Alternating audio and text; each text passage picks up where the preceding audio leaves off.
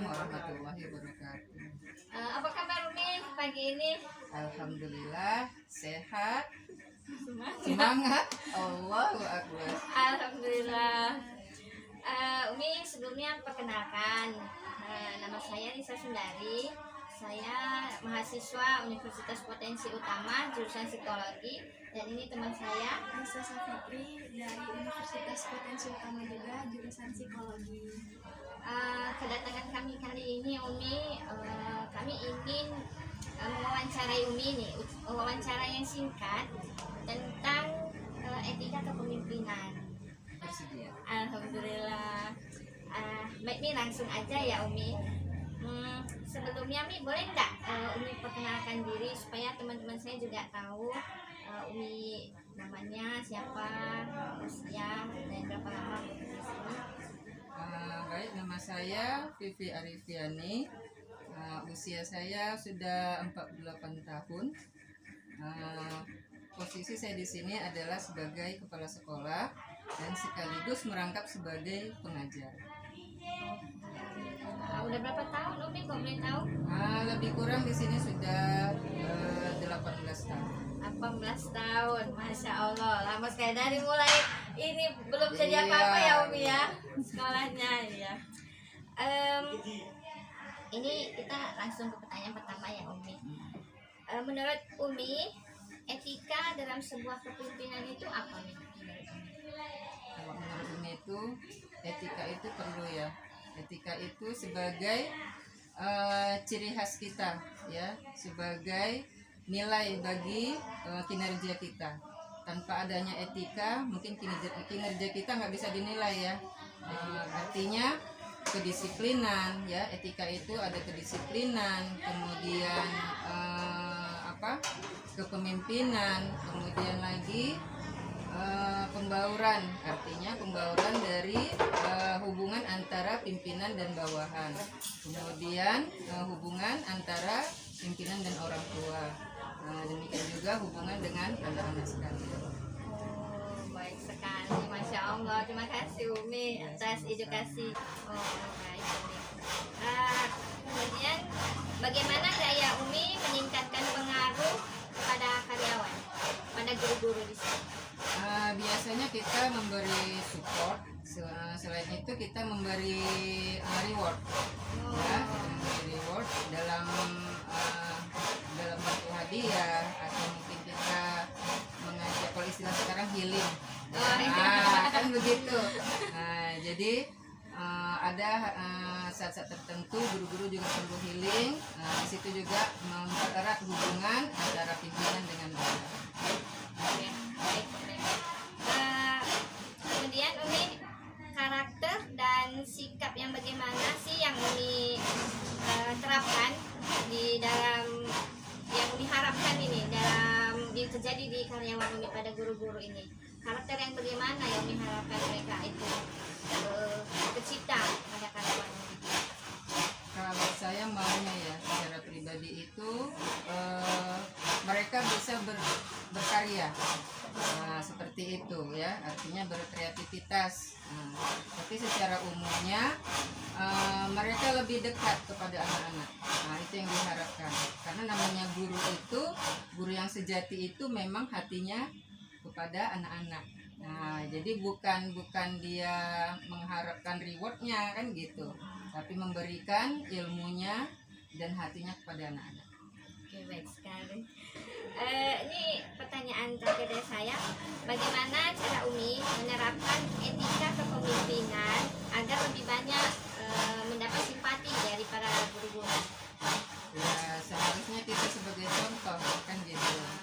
Jadi kalau misalnya kita menerapkan jam sekian kita masuk, misalnya jam setengah 8 misalnya kita masuk, tentu kita sebagai pemimpin harus lebih awal, 15 menit atau mungkin setengah jam kalau bisa. Begitu. Jadi dengan kita mencontohkan seperti itu, insya Allah bawahan kita atau karyawan kita dengan sendirinya akan juga mengikuti apa yang kita buat itu lebih baik. Baik Umi, terima kasih sekali. Selanjutnya ini teman saya akan bertanya. Saya mau bertanya nih, Umi. etika atau tertib apa aja yang udah Umi buat dan yang udah Umi terapkan di sekolah ini? Fakta ya. Yang pertama itu disiplin, ya disiplin artinya disiplin waktu. Ya alhamdulillah tenaga pengajar di sini kita terapkan 7 lewat 15 menit mereka sudah hadir. Kemudian demikian juga ke anak-anak, ya ke anak-anak. Jadi kita harapkan juga anak-anak sebelum 7:30 sudah sampai di sini. Nah itu yang udah kita jalani. Kemudian apakah etika atau peraturan yang udah Umi buat itu mendapat respon yang baik dari guru-guru di sini? Ya alhamdulillah secara umumnya seperti itu. Tapi namanya guru-guru juga manusia ya. Nah jadi tentu ada penilaian baik dan buruknya. Kita nggak bisa mengatakan semua baik sudah bagus, tidak ya. Tapi secara umumnya alhamdulillah bagus ya, baik. Tapi ada juga yang perlu kita benahi ya. Masih banyak yang perlu dibenahi ya, seperti itu. Kemudian Umi, apakah etika atau peraturan tersebut tidak dijalankan oleh guru-guru di sini? Apa kira-kira langkah yang Umi bakal lakukan untuk depannya? Biasanya kita membuat teguran ya, tidak seperti SP1 apa tidak seperti itu. Karena namanya guru itu harus kita sentuh hatinya. Nah, kan begitu. Sebagaimana kita sentuh hati untuk anak-anak, tentu guru-guru juga kita perlu sentuh hatinya. Nah, jadi kita tegur, ya kita tanya kenapa tidak mengikuti aturan, kemudian kenapa harus berulang, kan begitu. Selanjutnya kita beri hukuman. Nah, ada hukumannya itu selain teguran tadi, kita istilahnya kita potong dari honor mereka. Tapi bukan berarti mereka kekurangan, kan begitu. Ada saatnya ketika mereka sudah benar-benar full dalam bekerja itu, kita kasih reward lagi ke mereka. Begitu. Rewardnya itu seperti apa? Rewardnya itu kita kasih hadiah. Hadiah misalnya kalau yang sudah kita jalani ya, seperti pujian. Kan gitu kan, karena dipuji tuh namanya guru-guru ya kan. Nah kemudian selain itu apa, jika ada rezeki berlebih, jika ada rezeki berlebih, kita sisihkan. Oh guru ini dapat ini karena memang sudah dalam sebulan nggak ada absen nih, gitu ya kan. Nggak melanggar peraturan, seperti itu. Dalam bekerja nih kan Umi menjabat sebagai kepala sekolah kan di sekolah ini, kira-kira ada nggak sih kesulitan yang udah pernah Umi jalani selama bekerja sebagai kepala sekolah di sekolah ini? Tentu banyak kesulitannya ya. Yang utama itu komunikasi di antara guru, kan gitu. Karena guru-guru kita rata-rata udah sarjana, rata-rata mahasiswa kan gitu. Beda pemikirannya di masa saya, beda pemikirannya sekarang kan begitu. Tapi namanya kita sebagai manusia harus saling memahami, kan begitu. Itu kesulitan dari komunikasi. Tapi insya Allah dengan seiring berjalannya waktu kita saling memahami, kan begitu. Selanjutnya komunikasi kita dengan masyarakat. Jadi masyarakat punya harapan, sekolahnya harus seperti ini, harus lebih baik. Itu yang kita usahakan. Jadi sekarang kita secara fisik kita berusaha untuk menambah lokal, kita menambah kegiatan untuk di lingkungan sekolah. Apa sih tips dari Umi agar bisa menjadi pemimpin yang lebih baik untuk kedepannya?